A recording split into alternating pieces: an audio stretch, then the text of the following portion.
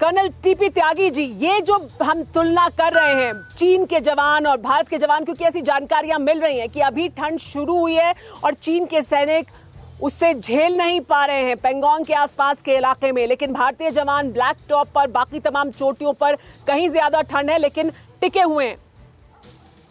देखिए, ये बात सही है कि चीन के जवान में ना तो वो हौसला है, ना अनुभव है, ना ताकत है जो भारत के सैनिक में है। लेकिन भारत का सैनिक भी स्टील का बना हुआ नहीं है। It is a question of time. आप सोच के देखिए कि ब्लैक टॉप, हेलमेट टॉप, मगर हिल और गुरुंग हिल, क्या ये 4 सियाचिन नहीं है?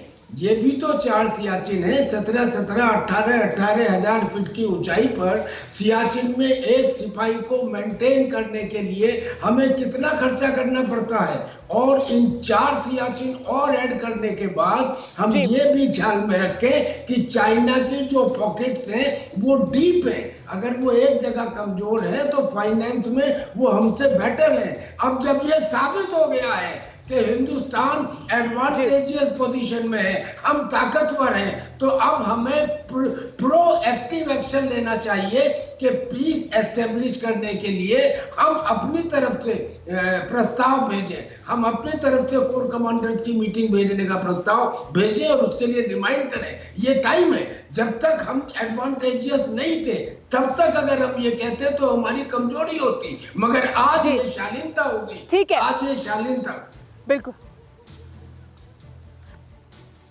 लेकिन कर्नल टीपी त्यागी जी, जो आप कह रहे हैं इसी पर बात करते हैं। विष्णु प्रकाश जी, कर्नल टीपी त्यागी कह रहे हैं कि हम एडवांटेजेस पोजीशन में हैं, अब हमने 4 सियाचिन और बना लिए हैं, तो क्या हमें अब प्रोएक्टिव होकर पीस की बात नहीं करनी चाहिए? लेकिन विष्णु प्रकाश जी, भारत तो लगातार पीस की बात कर रहा है, भारत पीछे कब हटा है? चीन अपनी चालबाजियों से बाज नहीं आ रहा है, तो उससे कैसे निपटा जाए?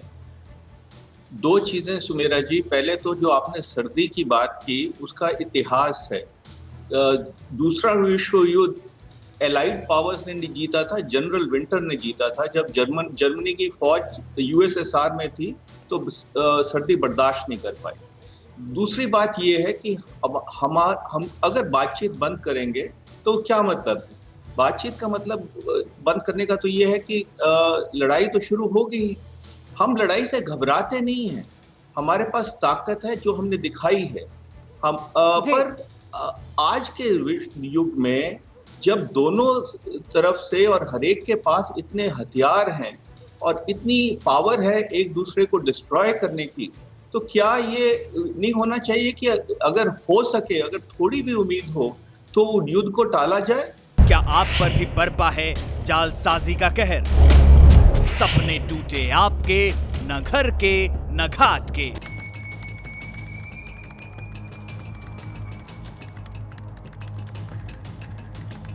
देखिए लूट घर हर रात 9:30 बजे।